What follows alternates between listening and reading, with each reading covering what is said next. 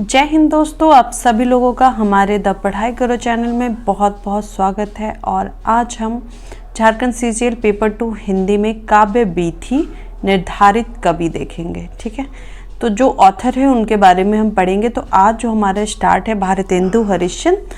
आपको इसमें से पता होगा कि भारत दूरदशा जो है हमें पढ़ना था, ठीक है, और उसका मैंने वीडियो ऑलरेडी अपलोड कर रखा है, आप लोग देख लीजिएगा। उसका MCQ भी उसमें है। ठीक है, सारे उपन्यास को जो है मैंने एक वीडियो में डाला हुआ है, आप चेक कर लीजिएगा। तो भारतेंदु हरिश्चंद्र की अगर हम बात करें तो ये हमने पहले भी पढ़ा कि इनका जो जन्म है बनारस 1850 में होता है और 1885 में इनकी जो है मृत्यु हो जाती है। तो अब इनका परिचय जरा देख लेंगे। नाम है भारतेंदु हरिश्चंद्र, पिता का नाम था बाबू गोपाल चंद्र गिरिधर दास।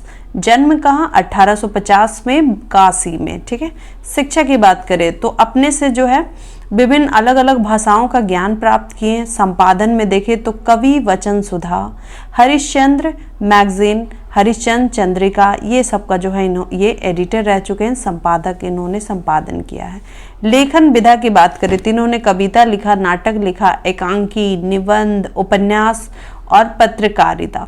भाषा शैली की बात की जाए तो भाषा इनका ब्रज था, भाषा एवं खड़ी बोली शैली मुक्तक। और प्रमुख रचनाएं नील देवी, प्रेम जोगिनी, भारत दूरदशा, अंधेर नगरी, कर्पूर मंजरी, सुलोचना। ठीक है, नील देवी, प्रेम जोगिनी, भारत दूरदशा जो हमें पढ़ना है इसमें, और हम ऑलरेडी मैंने वीडियो जिसका अपलोड कर रखा है। अंधेर नगरी, कर्पूर मंजरी, सुलोचना। निधन कब हुआ था? 1885 में। पता ही है कि 1885 इंडिया के लिए बहुत ही इम्पॉर्टेंट डे रहा है, एक इम्पॉर्टेंट डे में से एक रहा है, क्योंकि उस दिन 26 दिसंबर 1885 को जो है कांग्रेस की स्थापना भी हुई थी। अब साहित्य में स्थान देखते हैं तो हिंदी साहित्य के विकास में बात किया जाए तो बहुत ही इम्पॉर्टेंट रोल निभाया है भारतेंदु हरिश्चंद्र ने, और इन्हें जो है आधुनिक हिंदी के जनक के रूप में भी जाना जाता है, फादर ऑफ मॉडर्न हिंदी। ठीक है, भारतीय नवोत्थान के प्रतीक भारतेंदु जगत सेठों में एक प्रसिद्ध परिवार के वंशज थे। अंग्रेजी राज्य की स्थापना के काल में इनका जो पूर्वज था सेठ अमीर चंद्र का उत्कृष्ट काल था। नवाब सिराजुद्दौला के दरबार में अमीर चंद का काफी सम्मान था। भारतेंदु का पिता जो गोपाल चंद्र थे वो ब्रज भाषा में गिरिधर दास नाम से लिखते थे, और घर में इनका जो है स्टार्टिंग शिक्षा हुई। बहुत कम उम्र में संस्कृत, अंग्रेजी, मराठी, बांग्ला, गुजराती, मारवाड़ी, पंजाबी, उर्दू ये सब के जानकार हो चुके थे। और 13 साल की उम्र में जो है इनका मुन्नी देवी से विवाह हुआ।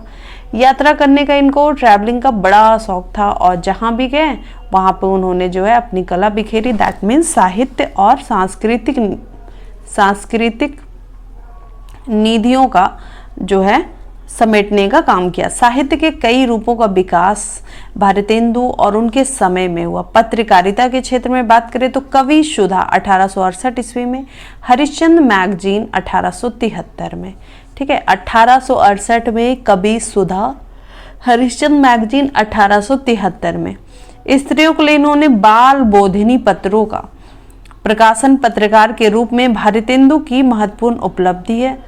सामाजिक में अब हम देखेंगे, सामाजिक संगठन भी ये काफ़ी सक्रिय रहे। वैष्णव धर्म का प्रचार के लिए इन्होंने जो है एक ऑर्गेनाइजेशन यानी संगठन बनाया, और वहाँ से उन्होंने भागवत भक्ति तोसिनी नाम की पत्रिका निकलती थी।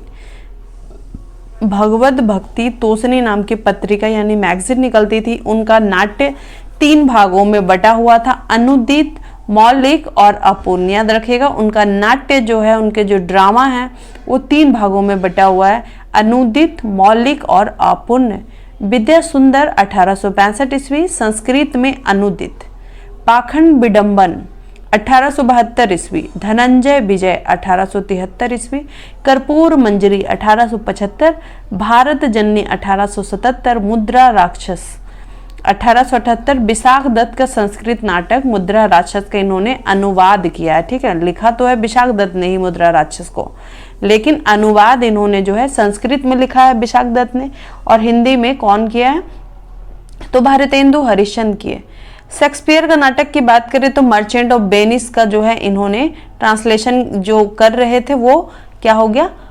वो कंप्लीट नहीं हो पाया, इनकम्प्लीट रह गया, यानी अपूर्ण रह गया। ठीक है, और ये भी बहुत अच्छी शेक्सपियर का ड्रामा है मर्चेंट ऑफ वेनिस, तो जिसे रामाशंकर व्यास और राधा कृष्ण दास ने पूरा किया। ये पूरा नहीं कर पाए तो इसका अनुवाद रामाशंकर व्यास और राधा कृष्ण दास ने किया। इनके अगर फंडामेंटल ड्रामा की बात की जाए, यानी इनके मौलिक नाटकों में वैद्य की हिंसा न भवती 1873 प्रहसन, सत्य हरिश्चंद्र 1875, श्री चंद्रावली 1876, भारत दुर्दशा 1880 का है। ठीक है, नील देवी 1881, प्रमुख है प्रेम जोगिनी। ठीक है, ये भी बहुत अच्छी नाटक है 1875, और सती प्रताप 1883। इसको जो है वो पूर्ण नहीं कर सके। अब जीवन परिचय हम यहाँ से देखेंगे। तो युग प्रवर्तक साहित्यकार एवं असाधारण प्रतिभा संपन्न भारतेंदु हरिश्चंद्र का जन्म 1850 में हुआ, और सोचिए कि ये सिर्फ 35 साल में थे, इन्होंने इतना अच्छा सब कुछ, इतना काम किया और इतने अच्छे से किया कि इन्हें जो है हम फादर ऑफ ड्रामा के नाम से भी जानते हैं। ठीक है, और नाट्य के जो है भीष्म पितामह कहे जाते हैं। बाल्यकाल में मात्र थिएटर के आपका जो है भीष्म पितामह कहे जाते हैं भारतेंदु हरिश्चंद्र। ठीक है, फादर ऑफ थिएटर। तो चलिए, तो बाल्यकाल में वो 10 साल की थे तो उसके माता पिता जो है छोड़ के चले गए, कि उनकी मृत्यु हो गई आ समय। तो भारतेंदु हरिश्चंद्र की स्टार्टिंग शिक्षा हमने देखा घर पर हुई। उन्होंने हिंदी, बांग्ला, अंग्रेजी भाषा, ये सब चीज़ जो है उन्होंने सीखा। ठीक है, उसके बाद काव्य रचना में रुचि होने के कारण इनका मन जो है पढ़ाई में नहीं लगा, और उसके बाद उन्होंने कॉलेज जब ज्वाइन किया हुआ था तो उसको कॉलेज भी उन्होंने छोड़ दिया। इसके अलावा वो ट्रैवलिंग करना पसंद करते थे, यात्रा करना। जब छुट्टी होता था तो अलग अलग जगह के जो है वो क्या करते थे, यात्रा करते थे। भारतेंदु जी की बात की जाए तो बहुत ही उदार और दानी पुरुष थे। उनकी उदारता के कारण ही शीघ्र उनकी दशा जो है शोचनीय हो गई और ऋणग्रस्त हो गए, लोन लेना पड़ा। ठीक है, लोन का मतलब ऋणग्रस्तता के समय से ही 6 रोग के भी शिकार हो गए। अच्छा, 6 रोग लिखा है, 6 रोग यहाँ लिखा है। ठीक है, टीबी का जो है इनको बीमारी हो गया था, और इससे हर तरीके का प्रयास किए लेकिन मुक्ति नहीं हो सका। इसीलिए 35 साल की इतनी कम उम्र में जो है भारतेंदु जी का स्वर्गवास हो गया। अब साहित्यिक परिचय, तो मतलब बचपन से ही वो काव्य रचना करने लगे थे, और काव्य रचना में वो ब्रज भाषा का यूज करते थे। कुछ ही समय के बाद इनकी अध्ययन जो है, इनका ध्यान हिंदी गद्य की ओर आकृष्ट हुआ। उस समय हिंदी गद्य की कोई निश्चित भाषा नहीं थी। रचनाकार गद्य के विभिन्न रूपों को अपनाए हुए थे। भारतेंदु जी का ध्यान इस अभाव की ओर आकृष्ट हुआ। इस समय बांग्ला गद्य साहित्य विकसित अवस्था में था। भारतेंदु जी ने बांग्ला के नाटक विद्या सुंदर का हिंदी में अनुवाद किया, और इसमें सामान्य बोलचाल के शब्दों का प्रयोग करके भाषा के नवीन रूप का बीज रोपण किया। अब सकारात्मक सोच की कहानी कुछ देख लेते हैं। तो 1868 ईस्वी में भारतेंदु जी ने कवि वचन सुधा नामक जो है मैगजीन का जो है एडिटिंग स्टार्ट किया, और इसका 5 साल के बाद 1873 में इन्होंने एक दूसरी पत्रिका हरिश्चंद्र मैगजीन का संपादन प्रारंभ किया। तो 1873 में जो है उनका दूसरा पत्रिका आया, दूसरा मैगजीन हरिश्चंद्र मैगजीन। अगर हम 1873 की बात करें तो आपको इस बात से याद रखना है, जैसे कि 1873 में क्या हुआ था, अमेरिका में महामंदी हुई स्टार्ट हुई थी। ठीक है, लगभग 5 सालों तक चली थी, ये हो गया। तो अब चले उसी साल, यानी कि इनका जो है हरिश्चंद्र मैगजीन का इन्होंने एडिटिंग स्टार्ट की। आंखों के बाद इस पत्रिका का नाम हरिश्चंद्र चंद्रिका हो गया। ठीक है, किस हिंदी गद्य का परिष्कृत रूप सबसे पहले इसी पत्रिका में दिखा था, और हिंदी गद्य का नया रूप प्रदान करने के लिए इसका श्रेय इस पत्रिका को दिया जाता है। भारतेंदु जी ने नाटक, निबंध और यात्रा वृत्तांत में जो है अलग अलग जो है गद्य रचना की, वो अपना आदर्श मानते थे। ठीक है, इसके समकालीन जितने भी लेखक थे वो सभी भारतेंदु जी को इनका आदर्श मानते थे, उनका गाइडेंस चाहते थे कि हमें मिले, और उनका जो टैलेंट था उससे काफ़ी इफेक्टिव थे, काफ़ी प्रभावित थे लोग। ठीक है, 1880 में भारतेंदु को जो है तत्कालीन पत्रकारों में सन 1880 ईस्वी में में इन्हें भारतेंदु की उपाधि से सम्मानित किया गया। ओके, तो 1880 में जो है इन्हें भारतेंदु की उपाधि से सम्मानित किया गया। ठीक है, वहीं से भारतेंदु जो है इनका नाम नहीं था, भारतेंदु जो है इनको उपाधि मिली है। कृतियाँ इनकी क्या है? छोटे ही उम्र में भारतेंदु जी हिंदी को अपनी रचनाओं का अप्रतिम कोश प्रदान किया, है ना। भारतेंदु जी का मौलिक, अगर नाटक की बात करें तो मौलिक और जो अनुदित दोनों प्रकार के नाटकों को उन्होंने रचना की है। ठीक है, जैसे कि क्या नाम है, तो ये हो गया आपका भारतेंदु जी का जो मौलिक हुआ उसमें सत्य हरिश्चंद्र, नील देवी, श्री चंद्रावली, भारत दुर्दशा, अंधेर नगरी, वैदिकी हिंसा हिंसा न भवती, विभत्स विस्मोधम, सती प्रताप कथा तथा प्रेम जोगिनी। ठीक है, सती प्रताप और प्रेम जोगिनी। अनुदित में कौन सा आएगा? मुद्रा राक्षस आएगा, रत्नावली, भारत जननी, विद्या सुंदर, पाखंड विडंबन, दुर्लभ बंधु, कर्पूर मंजरी, धनंजय विजय। निबंध में अगर बात करें तो सुलोचना, परिहास वंचक, मदालसा, दिल्ली दरबार दर्पण, लीलावती। इतिहास में बात करें तो कश्मीर कुसुम, महाराष्ट्र देश का इतिहास, अग्रवालों की उत्पत्ति, यात्रा वृतांत, सरयू पार की यात्रा, लखनऊ की यात्रा।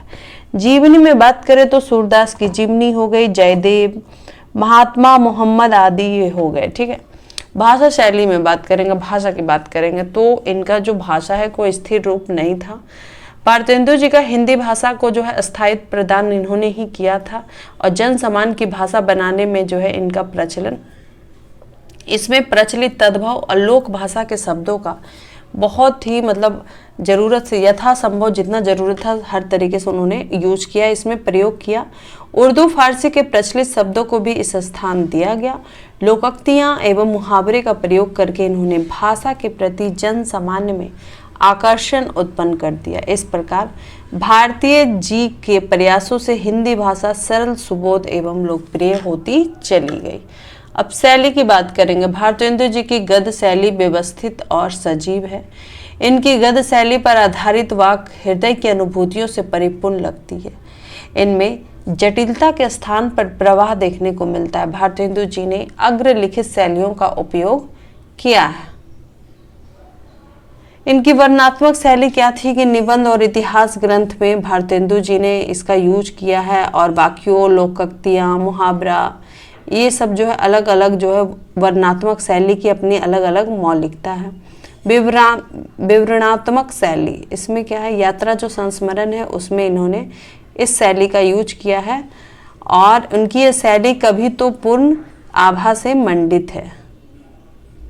भावात्मक शैली तो जीवनी साहित्य हो गया, भारतेंदु जी का नाटक हो गया, इसमें उन्होंने इमोशनली या फिर कहें तो भावनात्मक शैली का प्रयोग किया है। इसमें इनका भाव पक्ष भी प्रबलता दृष्टिगोचर होता है। विचारात्मक शैली ये वैष्णवता और भारतवर्ष उन्नति कैसे हो सकती है, इन चीज़ों को इन्होंने विवरणात्मक शैली का परिचय मिलता है और इसमें विचारात्मक शैली का परिचय मिलता है। गंभीरता से उन्होंने विचारों को लिया है, विश्लेषण शक्ति के दर्शन होते हैं। व्यंग्यात्मक शैली तो भारतेंदु जी जो है रचित निबंध, नाटक ये सब में जो है यहाँ वहाँ वो व्यंग करते दिख जाएंगे, उनकी शैली बता देगी। व्यंग्यात्मक शैली भी यूज किया गया। हास्य शैली तो हास्य शैली की भी इन्होंने रचना की। हास्य शैली में लिखा गया उनका रचना बात करें तो अंधेर नगरी, वैदिकी हिंसा न भवती। निबंधों में यहाँ वहाँ हास्य शैली का प्रयोग देखने को मिलता है। इसके अलावा भारतेंदु हरिश्चंद्र में शोध शैली, भाषण शैली, स्रोत शैली, प्रदर्शन शैली, कथा शैली ये सब जो है निबंध की इन्होंने रचना की। हिंदी साहित्य में क्या स्थान है, तो भारतेंदु हरिश्चंद्र हिंदी भाषा और हिंदी साहित्य के क्षेत्र में अपना अमूल्य योगदान दिए। साहित्य के क्षेत्र में उनकी अमूल्य सेवाओं के कारण उनका जो है आधुनिक हिंदी गद्य इतिहास का जनक इस युग निर्माता, साहित्यकार तथा आधुनिक हिंदी साहित्य का प्रवर्तक कहा जाता है इन्हें। ठीक है, और भारतीय साहित्य में इन्हें युग दृष्टि, युग अष्टता, युग जागरण के दूत और एक युग पुरुष के रूप में जाना जाता है। अब हम क्या देखेंगे, अब हम देखेंगे इसका MCQ। तो हमारा फर्स्ट क्वेश्चन है कि भारतेंदु का जन्म कब हुआ? तो हम जानते कि 1850 ईस्वी में, ऑप्शन नंबर बी। नेक्स्ट है कि भारतेंदु का जन्म कहाँ हुआ? तो काशी यानी Varanasi, option number C. Next है भारतेंदु की मृत्यु कब हुई? जिस साल कांग्रेस की स्थापना हुई यानी 1885। नेक्स्ट है कि आधुनिक हिंदी साहित्य के जनक कौन है? तो भारतेंदु जी हैं आधुनिक साहित्य के जनक। अब हम आगे, नेक्स्ट है कि भारतेंदु ही किसके शौकीन थे? अच्छा, भारतेंदु जी जो है किसके शौकीन थे? तो वो यात्रा के शौकीन थे। ठीक है। नेक्स्ट है कि भारतेंदु जी की संपादित पहली पत्रिका कौन थी? तो उनकी पहली पत्रिका थी कवि सुधा। उसके बाद उन्होंने लाया कितना, 1873 में हरिश्चंद्र मैगजीन। नेक्स्ट है कि भारतेंदु जी ने स्त्रियों के लिए कौन सी पत्रिका संपादित की? तो स्त्रियों के लिए उन्होंने जो है Bal Bodhini, option number C. Next है कि हिंदी साहित्य में स्वतंत्रता के प्रथम उद्घोषक कौन? तो भारतेंदु हरिश्चंद्र जी। हिंदी के उत्थान के लिए अपना तन मन धन सब कुछ समर्पित करने वाले कौन? तो वो भी भारतेंदु जी। नेक्स्ट है कि कविता कामिनी की रीतिकालीन विलासिता के झुरमुटों से निकालने वाले कौन? ये भी भारतेंदु जी। कविता को जनजीवन की साधारण पृष्ठभूमि पर किसने लाया? तो भारतेंदु जी। भारतेंदु हरिश्चंद्र के काव्य की भाषा क्या है? तो उनकी काव्य की भाषा है ब्रज। भारतेंदु की रचना है, तो उनकी रचना है सवैया एवं कवित। ये कहानी, कविता, कवित।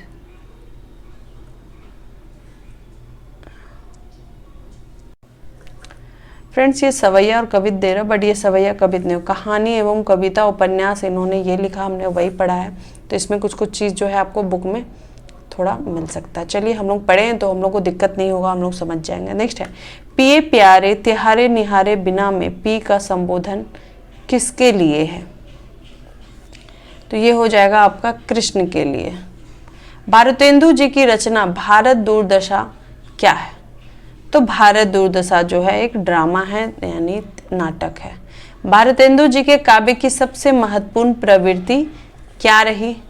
तो राष्ट्रीय प्रवृत्ति। भारतेंदु जी के दृष्टि में काव्य की आत्मा कौन है? तो रस है जो काव्य की आत्मा है, ये भारतेंदु जी की दृष्टि में। अब हम देखेंगे आगे।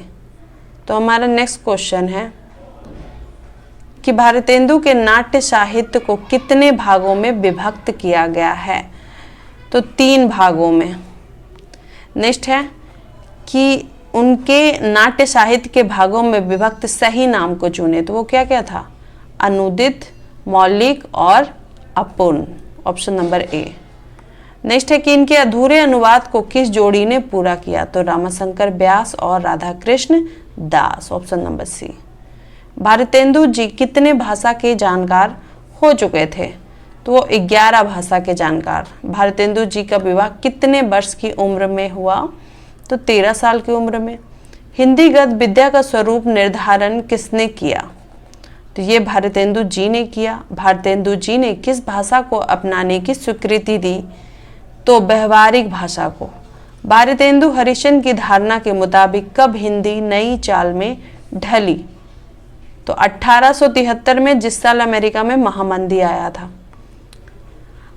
ठीक है, उसी साल जो है भारतेंदु हरिश्चंद्र के धारणा के मुताबिक हिंदी जो है नई चाल में ढली। नेक्स्ट है कि आधुनिक काल का जनक किस लेखक को कहा जाता है? तो भारतेंदु हरिश्चंद्र को। भारतेंदु युग का अन्य नाम क्या है? तो उनका नाम है पुनर्जागरण काल। निम्न इनमें से भारतेंदु मंडल के लेखक कौन हैं? तो बद्री नारायण चौधरी प्रेमघन। ठीक है, भारतेंदु मंडल के लेखक कौन है? तो बद्री नारायण चौधरी प्रेमघन। भारतेंदु जी का जीवन काल कुल कितने वर्ष का था? 35 साल। 1850 में जन्मे, 85 में डेथ।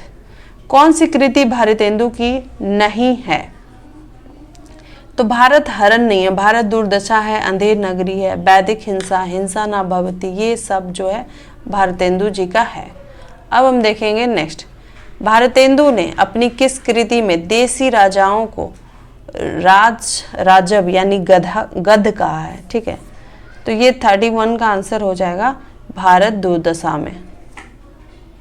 नेक्स्ट है कि इनमें से कौन सी प्रवृत्ति भारतेंदु युग की प्रवृत्ति नहीं है? तो भक्ति भावना तो थी, प्रकृति चित्रण भी करते थे, इतिवृत्तात्मक ये नहीं है, श्रृंगारिता है। हिंदी नई चाल में ढली किसकी उक्ति है? तो ये उक्ति भी इन्हीं की है, भारतेंदु जी की। भारतेंदु जी ने स्त्री शिक्षा के लिए कौन सी पत्रिका निकाली? तो ये हो जाएगा बाल बोधनी। निम्नलिखित में से भारतेंदु का मौलिक नाटक क्या है? तो उनका जो मौलिक नाटक है वो अंधेर नगरी है। ठीक है, और विद्या भवती वाला जो था वो भी जो है उनका मौलिक नाटक है। नेक्स्ट है, आधुनिक हिंदी काव्य का बैतालिक किसे कहा गया है? तो बैतालिक भी भारतेंदु जी को कहा गया। प्रेम फुलवारी किसकी रचना है? तो ये भारतेंदु जी की रचना है। भारतेंदु जी ने कुल कितनी काव्य कृतियों का सृजन किया? तो उन्होंने जो है 70, ठीक है, 70 काव्य कृति उन्होंने 35 साल की उम्र में, आप समझ सकते इतना कम टाइम में इन्होंने सिर्फ ये काव्य लिखा है। अभी कहानी और नाटक कितना लिखा हो आपको आगे पता चलेगा। पैधन विदेश चली जात हैं अति ख्यारी, तो ये जो है किनका लिखा हुआ है? तो भारतेंदु जी का लिखा हुआ है। भारतेंदु की कविता की सबसे बड़ी विशेषता क्या है? कि प्राचीन और नवीन का जो है समन्वय मिलता है। इन्हें द्वितीय भारतेंदु भी कहते हैं। ठीक है, ये क्वेश्चन आता है आपका, द्वितीय भारतेंदु किनको कहते हैं? प्रताप नारायण मिश्र को। ठीक है, प्रताप नारायण मिश्र को द्वितीय भारतेंदु कहते हैं। नूतन ब्रह्मचारी नामक उपन्यास के लेखक कौन हैं? तो वो हैं श्रद्धराम फुलौरी। ठीक है, श्रद्धराम फुलौरी जो है नूतन ब्रह्मचारी नामक उपन्यास के लेखक है। आनंद अरुणोदय किसकी रचना है? प्रेमघन की है। आचार्य रामचंद्र शुक्ल ने हिंदी का पहला उपन्यास इनमें से किसे माना है? तो परीक्षा गुरु को माना है। तो अब हम देखेंगे नेक्स्ट। तो हमारा नेक्स्ट क्वेश्चन है, समस्या पूर्ति सर्वस्पष्ट नामक ग्रंथ के लेखक कौन हैं? तो ये हैं अंबिका दत्त व्यास। बाबू बाल मुकुंद गुप्त की साहित्यिक प्रसिद्धि का मूलाधार है? तो शिव शंभू का चिट्ठा। भारतेंदु मंडल के किस लेखक को उस युग का अत्यंत सजग, सतर्क, गहरी सूझबूझ वाला तथा भारतेंदु का सफल उत्तराधिकारी माना जाता है? तो बाल मुकुंद गुप्त को। नौ भक्तमाल के रचयिता कवि कौन हैं? तो राधाचरण गोस्वामी हैं। जपो निरंतर एक जवान हिंदुस्तान किसकी युक्ति है? तो ये जो है प्रताप नारायण मिश्र की युक्ति है। जपो निरंतर एक जवान हिंदुस्तान। डैश धन्य भारत भूमि सब रत्नानी की उपजावनी। ठीक है, तो ये हो जाए आपका यदि नारायण चौधरी प्रेमधन। ठीक है, धन्य भारत भूमि सब रत्नानी की उपजीवनी। डैश इमारो उत्तम भारत देश किसके उत्तर हैं? तो ये जो है राधाचरण गोस्वामी के। प्रेम संपलित ताश किसकी रचना?